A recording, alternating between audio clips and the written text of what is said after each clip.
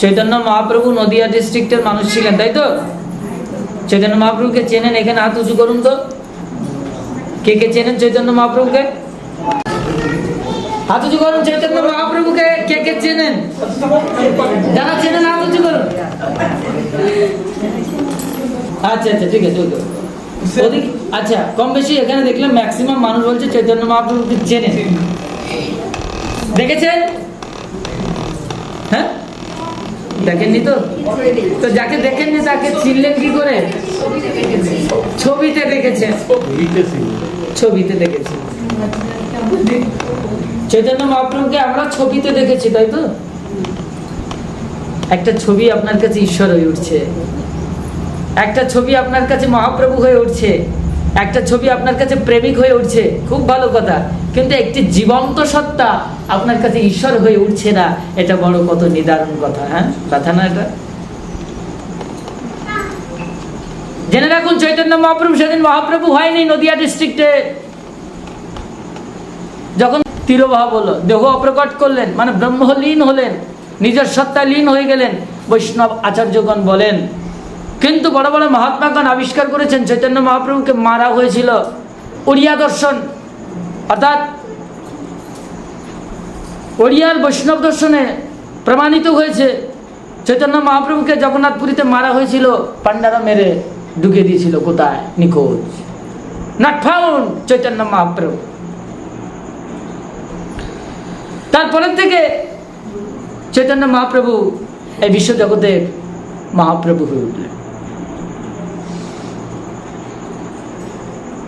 যেদিন কলঙ্কিত চরিত্র নিয়ে শান্তিপুর থেকে অদ্বৈত মহাপ্রভুর কাছ থেকে তাকে চির বিদায় নিতে হয়েছিল, এই ঘটনা কেউ জানে না, এটা লেখা আছে। বলবে না কেউ আপনাদেরকে? চৈতন্যদেবকে ছোট করা হবে বলে চরিত্রের কলঙ্ক দিয়ে, কলঙ্কিত চরিত্র নিয়ে পালিয়ে যেতে হচ্ছে। ব্যাপারটা কি হলো? শান্তিপুরে এক বিধবা মহিলা ছিল। আমি কিন্তু এইভাবে কথা বলি না, একটু গ্রাম্য ভাষায় বলছি আপনাদের কারণে। শান্তিপুরে এক বিধবা ভদ্রমহিলা মাতাজি ছিলেন, অদ্বৈত মহাপ্রভুর বাড়ির আশেপাশে। চৈতন্য ঠাকুর অজানি লম্বিত বাহু, সুদর্শন পুরুষ, চিকনাচার হালকা করে, নিমাই ঠাকুর তখন নিমাই পণ্ডিত ওইখানে যাতায়াত করে। লোকে এবার কলঙ্ক দিল, ওইখানে না বিধবা আছে, নিমাই কেন ঘন ঘন যায়, হয়ে গেল শেষ।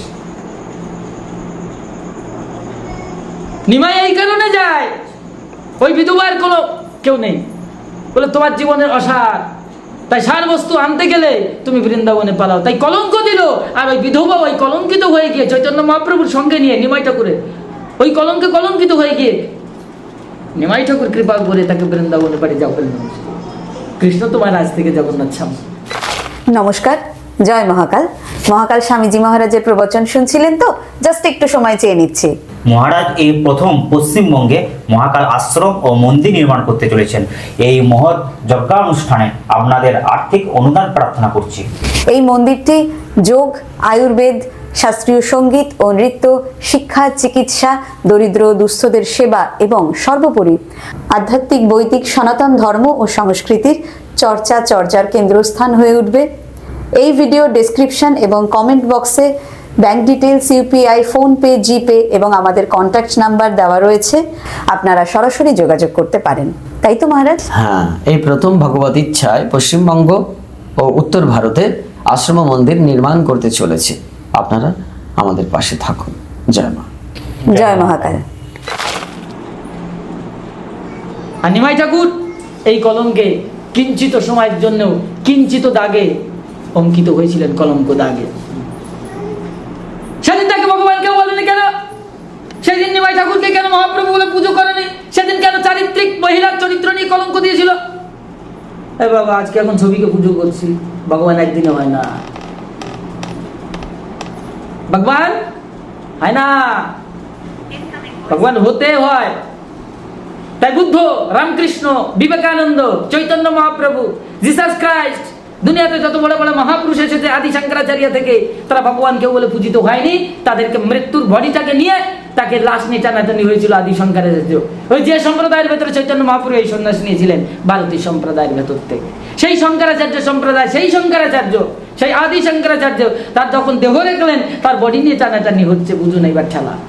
মারামারি বেঁধে গেছে। তার শিষ্যরা একদিনে টানাটানি করছে, আর তান্ত্রিক ভ্রষ্টাচারী কিছু মানুষ তার বডিটাকে নিয়ে টানাটানি করছে। বুঝুন, সে মহাপুরুষ আজকে শঙ্করের ক্ষেত্রে আমরা ভগবান বলছি, আজকে সেই সম্প্রদায়ের সন্ন্যাসী হয়েছে। চৈতন্যদেবের সেই সম্প্রদায়ের সন্ন্যাসী হয়েছিলেন। কে বাত তাই ভগবান একদিনে হয়?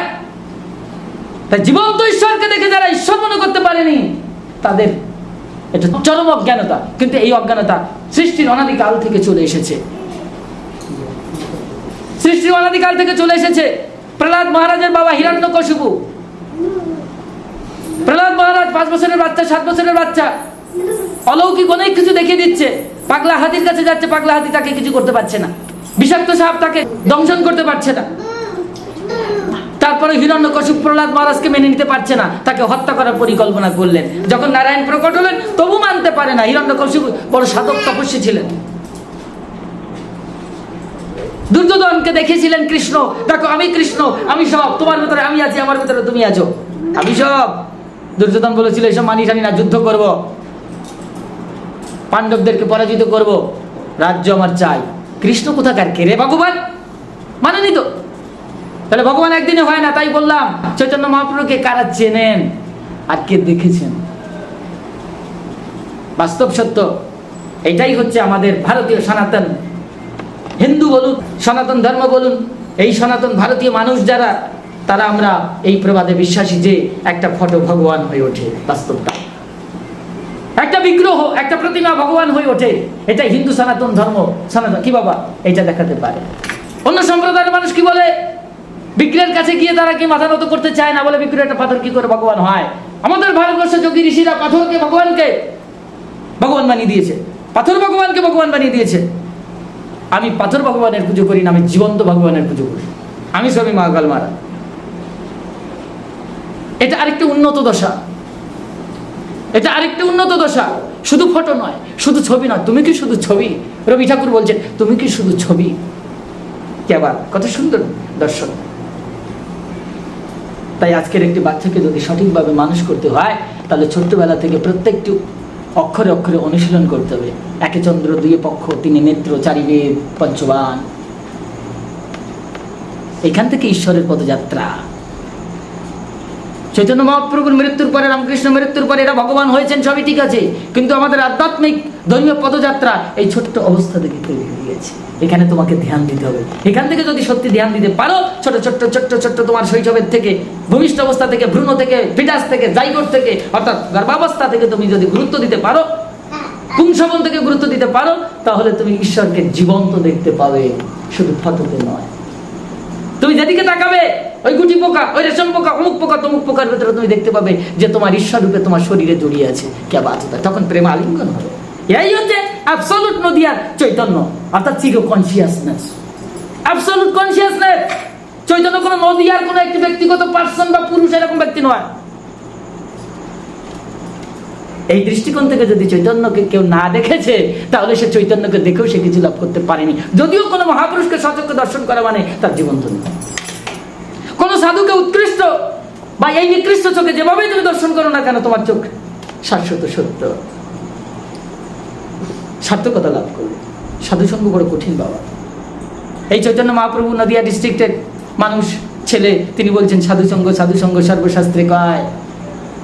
সাধুসঙ্গ, সাধুসঙ্গ সর্বশাস্ত্রে কয়। কৃষ্ণ ভক্তি কইলে সর্বসিদ্ধি হয়, সাধুসঙ্গ কইলে সর্বসিদ্ধি হয়।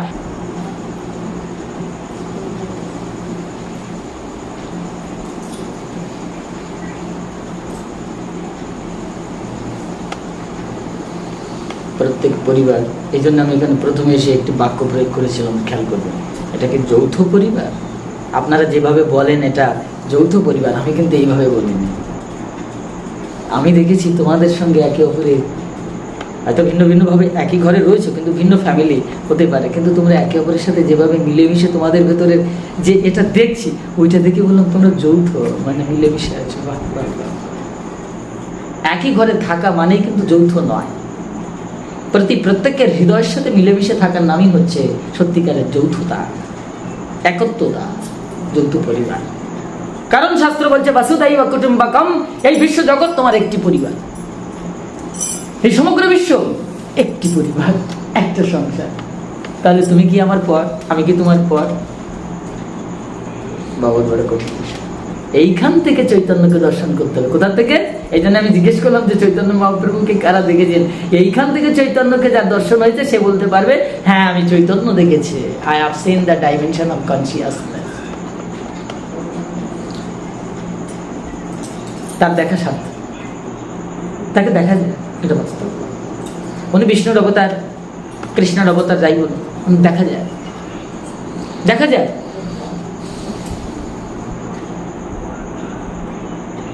দেখা যায় যে তোমার প্রিয় পাত্র চলে গেছে তাকেও তুমি দেখতে পাবে না। ভূত করে নয়, ভূত পেতনি এই সমস্ত যারা দেখা এরকম নয়, এরকম ভেবো না। আমাকে বা তান্ত্রিক টান্ত্রিক ভেবে পেলো না, আমি বাবা সন্ন্যাসী মানুষ, ঠিক আছে,